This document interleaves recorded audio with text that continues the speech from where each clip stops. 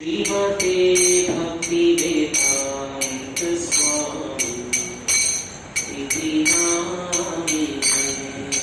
नमो विष्णुपदाय कृष्णप्रेष्ठाय भूतले श्रीमते भक्तिवेदान्त स्वामी इति नामिने। नमस्ते सरस्वते देवे गौरवाणी प्रचारिणे निर्विशेषं शून्यवादी पाश्चात्यादेशकारिणे।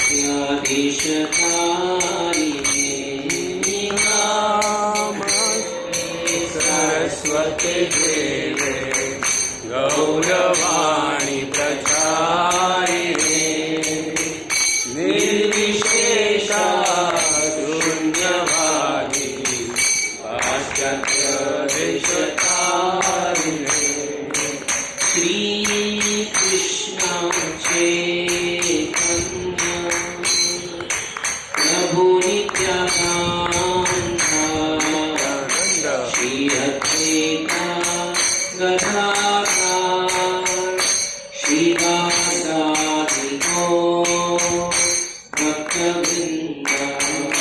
जय श्री कृष्ण चैतन्य प्रभु नित्यानंद श्री अद्वैत गदाधर श्रीवासादि गौर भक्तवृन्द। जय श्री कृष्ण चैतन्य प्रभु नित्यानन्द श्री अद्वैता गदाधर श्रीवासादि गौर भक्तवृन्द। जय श्री कृष्ण चैतन्य प्रभु नित्यानंद श्री अद्वैत गदाधर श्रीवासादि गौर भक्तवृन्द। हरे कृष्ण कृष्ण कृष्ण हरे हरे राम राम राम हरे हरे। हरे कृष्ण कृष्ण कृष्ण हरे हरे हरे राम राम राम हरे हरे। हरे कृष्ण कृष्ण कृष्ण हरे हरे राम राम राम हरे हरे। हरे कृष्ण कृष्ण कृष्ण हरे हरे हरे राम राम राम हरे हरे। हरे कृष्ण कृष्ण कृष्ण हरे राम हरे राम राम राम हरे हरे। हरे कृष्ण कृष्ण कृष्ण हरे हरे हरे राम राम राम हरे हरे। जय प्रभुपाद जय प्रभुपाद प्रभुपाद जय प्रभुपाद जय प्रभुपाद प्रभुपाद जय प्रभुपाद।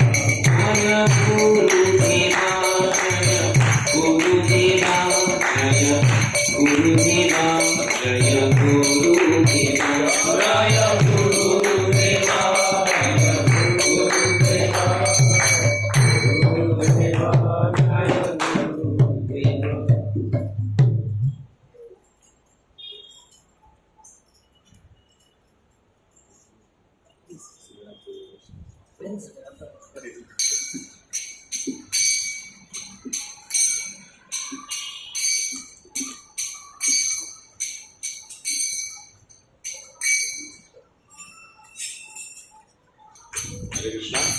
अभी गौरव जी होगा, आप सभी खड़े रह सकते हैं एंड लिरिक्स के लिए ग्रुप में शेयर किया गया है, आप उसको रेफर कर सकते हैं। जय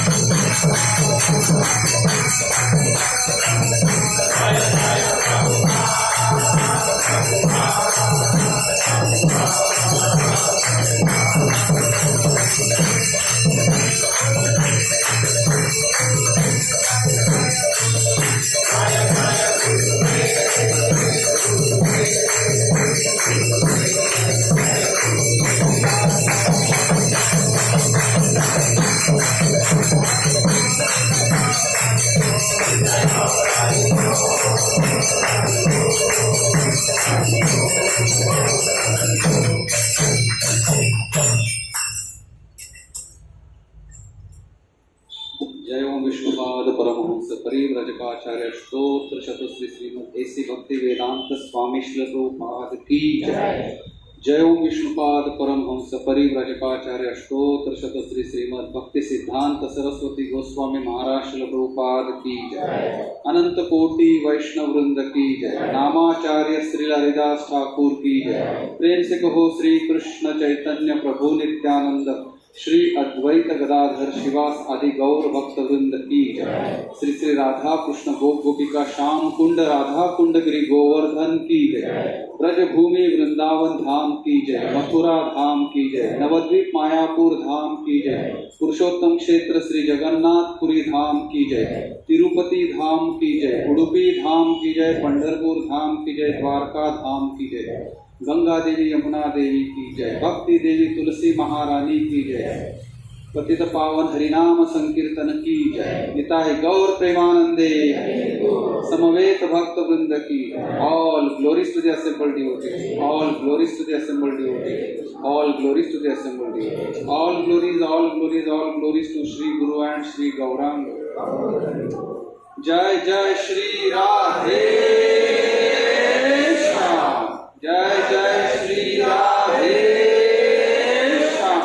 जय जय श्री राधे श्याम। हरे कृष्ण।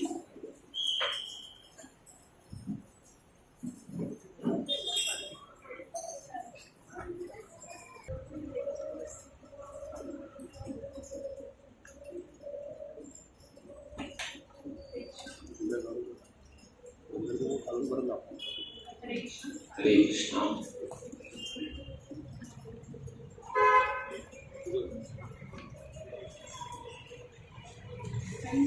उवाच तं तथा कृपयाविष्टम् अश्रुपूर्णाकुलेक्षणम् निशिदन्तम् इदं वाक्यम् उवाच मधुसूदन। ये दूसरा अध्याय है। श्री भगवान उवाच कुतस्ताकश्मलम् इदम् विषमे समुपस्थितम् अनार्यदुष्टमस्वर्ग्यम् अकीर्तिकरमर्जुन। क्लैव्यमास्मागमः पार्थ नैतत्त्वयुपपद्यते शूद्रं हृदय दौर्बल्यम् त्यक्तोत्तिष्ठ परन्तप। अर्जुन उवाच कथं भीष्ममहं सङ्ख्ये द्रोणं च मधुसूदन इषुभिः प्रतियोत्स्यामि पूजारः परिसूदनः। गुरून् अहत्वा हिमानुभावान् श्रेयो भोक्तुं वैक्ष्यमपीह लोके अत्वार्थकामांस्तु गुरुम् इहैव भुञ्जीय भोगान् रुधिरप्रतिघ्नान्। न चैतविद्मः कतरन्न गरियो यद्वा जयेम यदि वा न जयेयुः। यानेव हत्वा न जिजीविषामास् एव स्थितः प्रामुखे धार्तराष्ट्रः। कार्पण्यदोषो महतः स्वभावः पृच्छामि त्वां धर्मसम्मूढचेता। यश्रेयस्यान्निश्चितं ब्रूहि तन्मे शिष्यस्तेऽहं साधि मां त्वां प्रपन्नम्। न हि प्रपश्यामि ममापनुद्यात् यच्चोकमुच्चोषणमिन्द्रियाणाम् अवाप्य भूमौ असपत्नवृद्धम् राज्यं सुराणाम् अपि चाधिपत्यम्।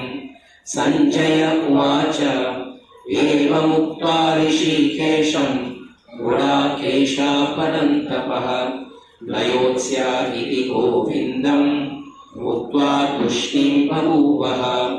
तम् उवाच ऋषिकेश प्रहसन् इव भारतः सेनयोः उभयोर्मध्ये विषीदन्तम् इदं वचः। श्रीभगवानुवाच अशोषयान् अनवशोषस्त्वां प्रज्ञावादांश्च भाषसे गतासु न गतासूंश्च नानुशोषन्ति पण्डितः। न त्वेवाहं जातु नासं न त्वं नेमे जनाधिपः न चैव न भविष्यामः सर्वे वयम् अतः परम्। देहिनोऽस्मिन् यथा देहे कौमारं यौवनं जरः तथा देहान्तरप्राप्तिर्धीरस्तत्र न मुह्यतिः। मात्रस्पर्शस्तु कौन्तेय शीतोष्णसुखदुःखदः आगामपायिनो नित्या तां स्थितिक्षस्व भारतः यमीनागयातयन्त्येते पुरुषं पुरुषर्षभ समः दुःखसुखं धीरं सोमर्थत्वैव कल्पते नाशतो विद्यते भावो नाभावो विद्यते सतः उभयोरपि दृष्टोऽन्तःपरयोस्तत्त्वदर्शिभिः अविनाशी तु तद्विद्धि येन सर्वम् इदं ततम् विनाशम् अव्ययस्यास्य न कश्चित् कर्तुमर्हति अन्तवन्ता इमे देहा नित्यशोक्ता शरीरिणः अनासिनो प्रमेयस्य तस्माद् युध्यस्व भारतः ज्ञानेनं वेति हन्तारं यश्चैनं मन्यते हतम् उभौ तौ नाभिजानीतो नायं हन्ति न हन्यते न जायते म्रियते वा कदाचित् नायं भूत्वा भविता वा न भूयः अजो नित्यशाश्वतोऽयं पुराणो न हन्यते हन्यमाने शरीरे वेदाविनाशिनं नित्यं या एदम् अजमव्ययम् कथं स पुरुषः पार्थ कां घातयति हन्तिकम् वाशांसि जीर्णानि यथा विहाय नवानि गृह्णन्ति नरोपराणि तथा शरीराणि विहाय जीर्णानि अन्यानि संयाति नवानि देहि नैनं चिन्तन्ति शस्त्राणि नैनं दहति पावकः नाचैनं क्लेदयन्त्यापो नाशोषयति मारुतः अच्छेद्योऽयम् अधायोऽयम् अक्लेद्यो शोष्यते वचः नित्यः सर्वगतस्थानो अचरोऽयं सनातनः अव्यक्तोऽयम् अचिन्त्योऽयम् अविकारोऽयमुच्यते तस्मादेवं विदित्वैनं नानुशोषितुमर्हसि अनाचैनं नित्यजातं नित्यं वा मन्यसे कृतं तथापि त्वं महाबाहो नैनं शोषितुमर्हसि जातस्य हि ध्रुवो मृत्युः ध्रुवं जन्मामृतस्य च तस्मात् अपहरिणेरिते नात्वं शोषितुमर्हसि अव्यक्तादीनि भूतानि व्यक्तामध्यानि भारतः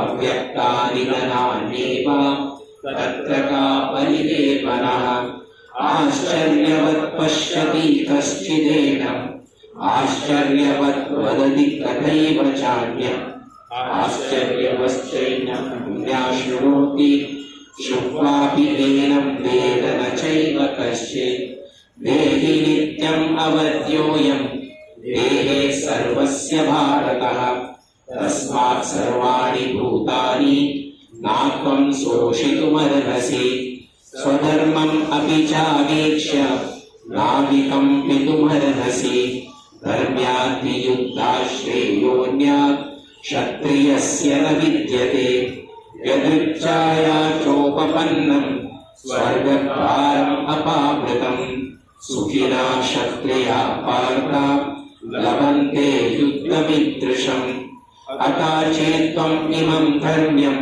सङ्ग्रामं न करिष्यसि तथा स्वधर्मं कीर्तिं च विद्वा पापम् अवाप्स्यसि अकीर्तिं चापि भूतानि कथयिष्यन्ति ते व्ययम् सम्भावितस्य चाकीर्ति मरणात् अतिरिच्यते भयाद्रणात् उपरतं मांस्यन्ते त्वां महारथः येषां चात्वं बहुमतो भूत्वा यास्यसि लाघवाम् अवर्चपादंश्च बाहुं वदिष्यन्ति तवाहितः विन्दन्तस्तव सामर्थ्यं ततो दुःखातरं दुःखिम् हतो वा प्राप्स्यसि स्वर्गं जित्वा वा भोक्ष्यसे महिम् तस्मात् उत्तिष्ठ कौन्तेय युद्धाय कृतनिश्चयः सुखे दुःखे समे कृत्वा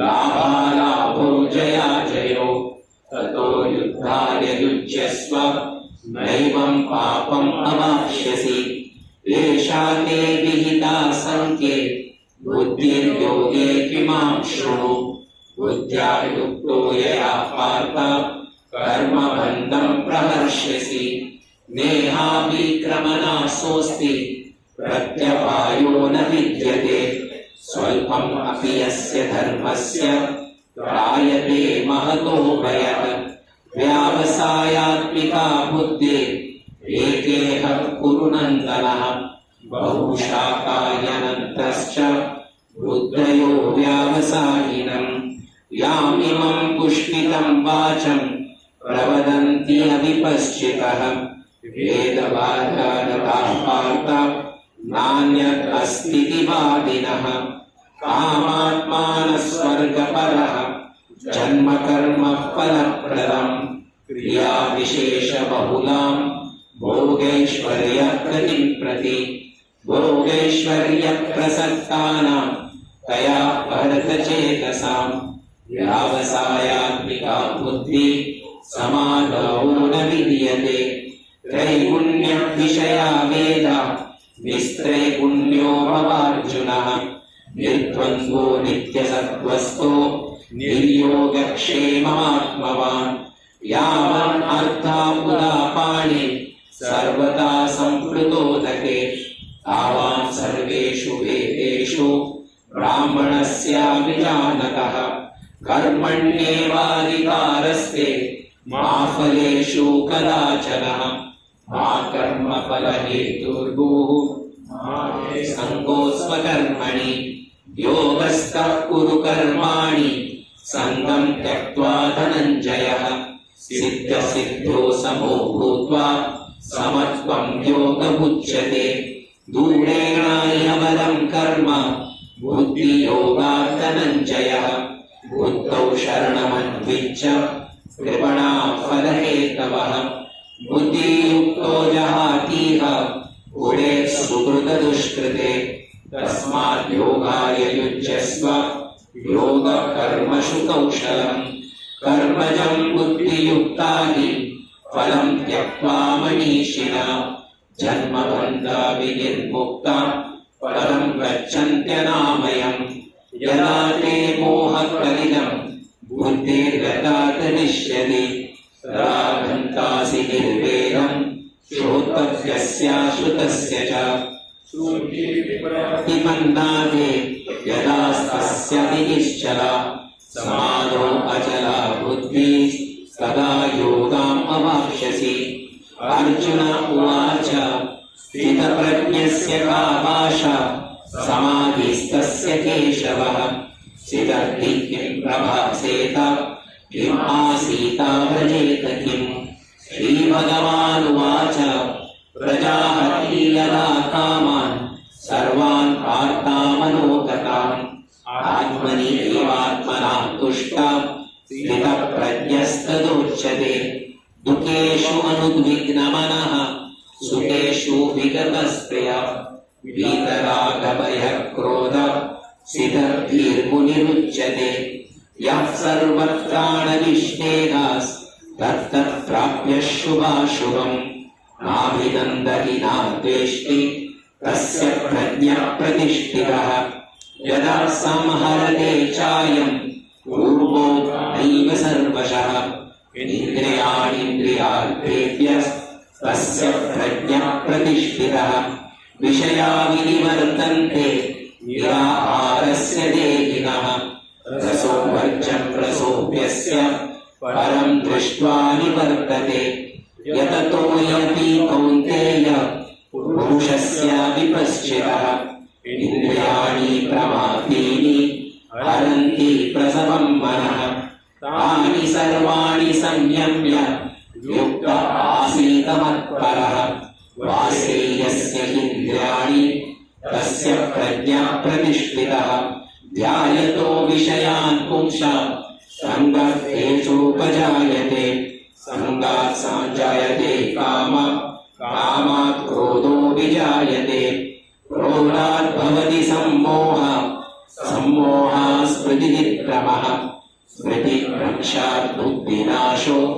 बुद्धिनाशात् प्रणश्यति रागद्वेषाविमुक्तेस्तु विषयान् इन्द्रियाश्चरन् आत्मवश्ये विधेयात्मा प्रसादम् अधिगच्छति प्रसादे सर्वदुःखानां हानिरस्योपजायते प्रसन्नचेतसो यासो बुद्धिर्पर्यावतिष्ठते नास्ति बुद्धिरयुक्तस्य नाचायुक्तस्य भावनः नाचाभावयता शान्तिरशान्तस्य कुतः सुखम् इन्द्रियाणामीचलनं यन्मनोनुविधीयते तदस्य हरति प्रज्ञां वायुर्नामामिमांसि तस्माद्यस्य महाबाहो निगृहीतानि सर्वशः इन्द्रियाणीन्द्रियार्थेभ्यस्तस्य प्रज्ञा प्रतिष्ठितः या निशा सर्वभूतानां तस्यां जागृति संयमी यस्यां जागृति भूतानि सा निशा पश्यतो मुनेः अपूर्यमाणम् अचलप्रतिष्ठम् समुद्रमापा प्रविशन्ति यद्वत् तद्वत्कामयम् प्रविशन्ति सर्वे स शान्तिमाप्नोति न कामकामी विहाय कामान्या सर्वान् पुंश्चरति निष्क्रियः निर्ममो निरहङ्कारः स शान्तिम् अधिगच्छति एषा ब्राह्मी स्थितिः पार्थ नैनं प्राप्याभिभूयति स्थित्वास्य अन्धकारेऽपि ब्रह्मनिर्वाणमृच्छति हरे कृष्णा कृष्णा कृष्णा हरे हरे हरे राम राम राम हरे हरे। बहुत बहुत धन्यवाद माताजी के लिए जोरदार तालियों की गड़गड़ाहट से उनका अभिवादन कीजिए। Thank you. आज मैं गीता माँ के बताऊंगी। तो सबसे पहले तो मैं प्रभु को थैंक यू बोलूँगी कि एक प्लेटफॉर्म मिला है जहाँ मैं कुछ बोल सकती हूँ, और वो भी गीता महात्म्य के बारे में बोलना है तो एक ही अच्छा चांस है मेरा। यहाँ पे गीता महात्म्य का जो आता है विश्लेषण, ये सबसे पहले आता है पद्म पुराण में, जो कि लिखा गया है श्री व्यासदेव जी के द्वारा।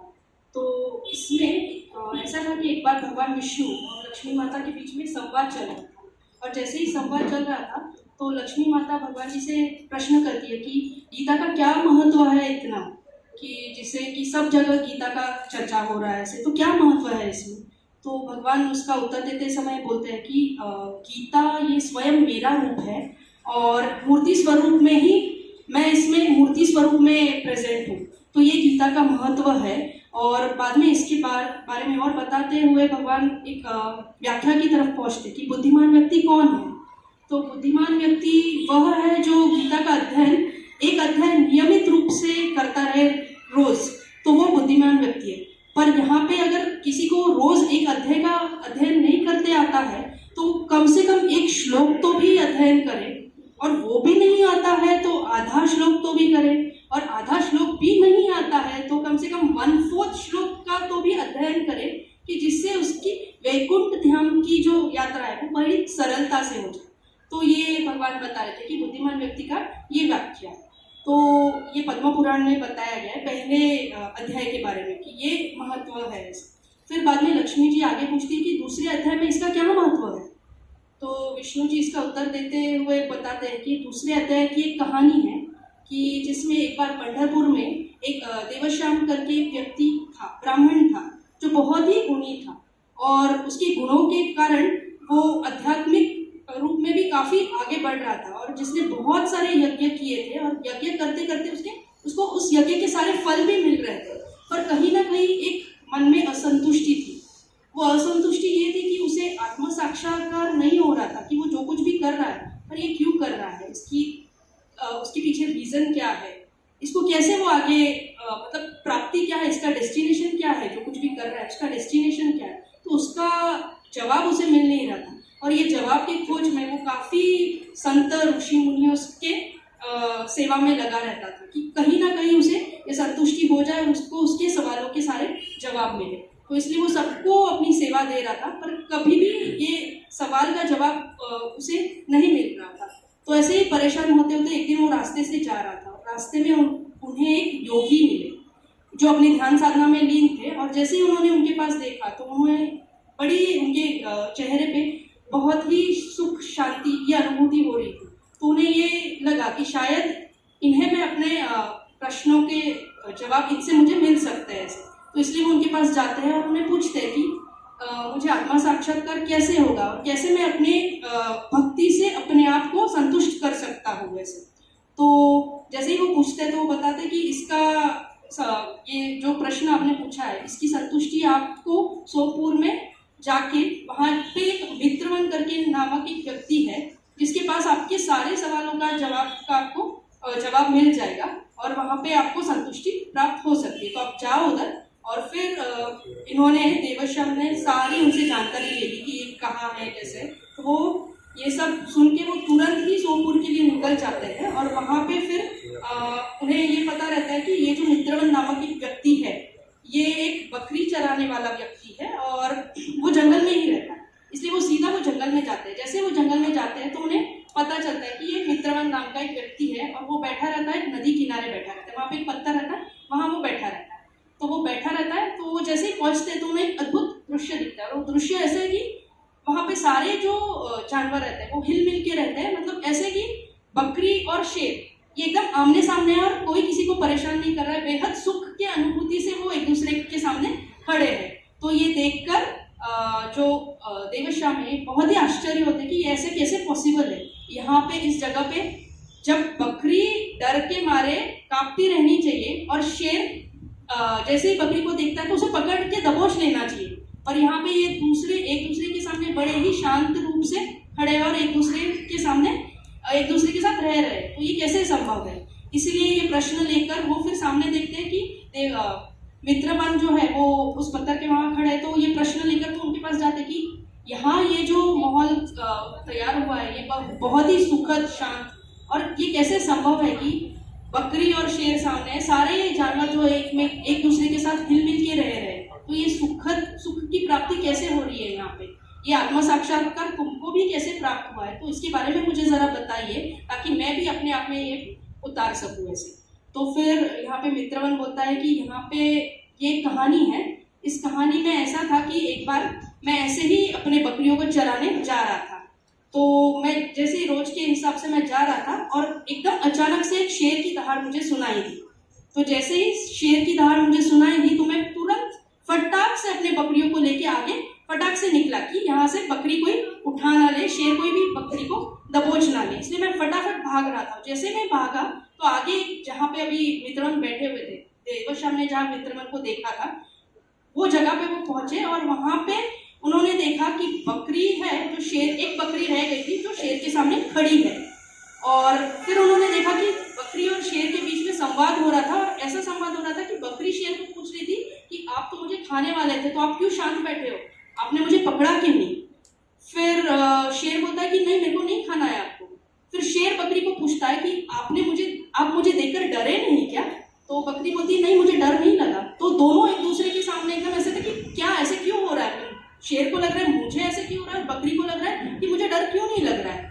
तो दोनों मतलब प्रश्नों का उत्तर किसी के पास भी नहीं था। इसलिए वो फिर आगे आते तो मित्रवन के पास पहुंचते और मित्रवन को पूछते कि ये ऐसे क्यों हो रहा है। तो इसका जवाब मित्रवन के पास भी नहीं था।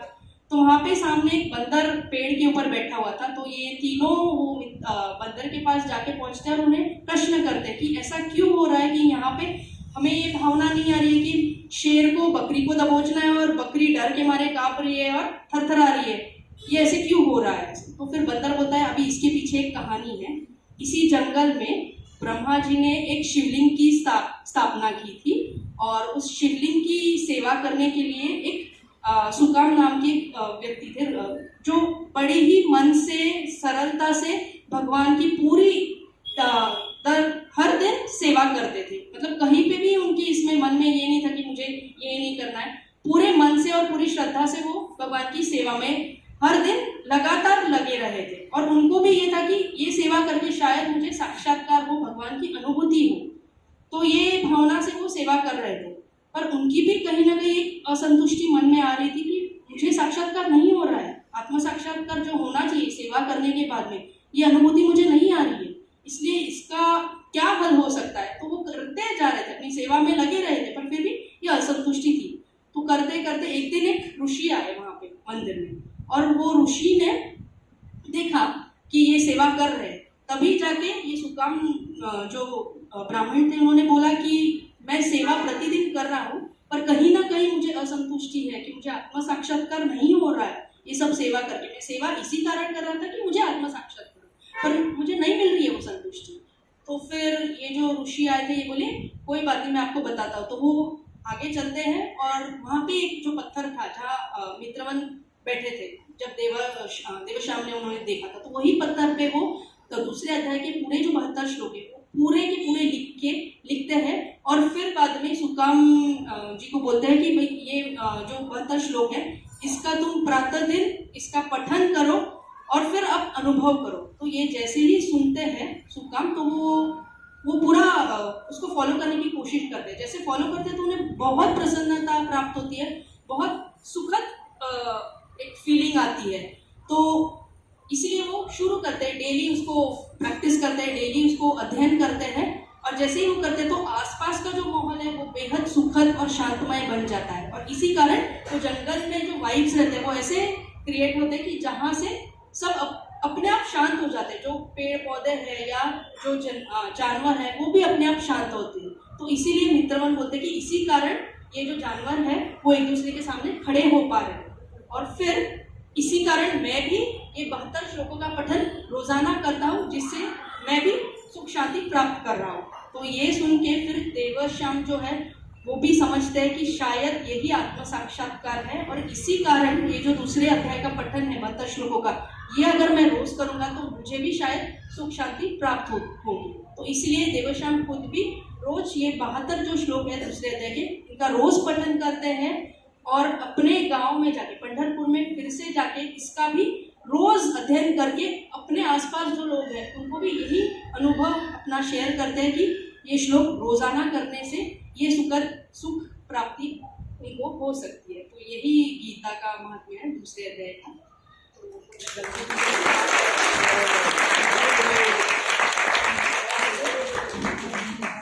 बहुत बहुत धन्यवाद, थैंक यू सो मच। माता जी को जोरदार तालियों की गड़गड़ इसके अभिवादन। Yes.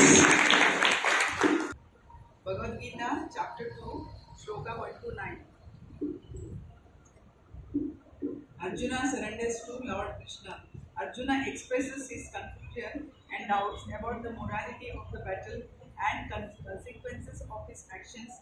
Lord Krishna reminds him that such hesitation is not befitting a warrior. He encourages Arjuna to rise above the weakness and fulfill his duty as a warrior. Lord emphasizes that the soul is eternal and cannot be killed, and that by fighting for a righteous cause, one can attain spiritual elevation. Shloka 10 to 30 is understanding soul through Sankhya Yoga. In this shloka, Lord Krishna tells Arjuna that he is mourning for something that was not worthy of grief, and that while wise people do not lament for the living or the dead, as a soul is eternal, and that is continuously passes from one body to another. Shloka 31 through 38 is understanding one's duty. Lord Shri Krishna assures Arjuna that such fighting will open the doors of the heavenly planet and instruct him to fulfill his duty as a Kshatriya by fighting on religious principles.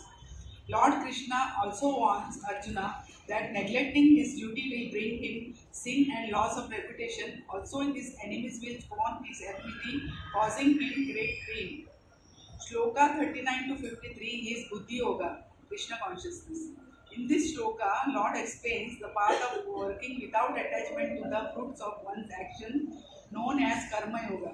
Without attachment to the result, one can become free from the bondage of works and attain transcendence. Ultimate goal of life is self-realization. Material opulences prevent one from devotional service. Shloka 54 to 72 explains characteristics of a saintly person, that is Krita person. In this shloka, Lord Krishna explains that when a person gives up all desires for for sense gratification and find satisfaction in the self alone, he is in pure transcendental consciousness. Such a person is not affected by happiness or distress and is free from all attachment, fear and anger. He is known as the state of steady mind. Hare Krishna. Krishna बहुत बहुत धन्यवाद हरे Krishna thank you माता जी को तालियों की गड़बड़ उनका अभिवादन कीजिए हरे कृष्णा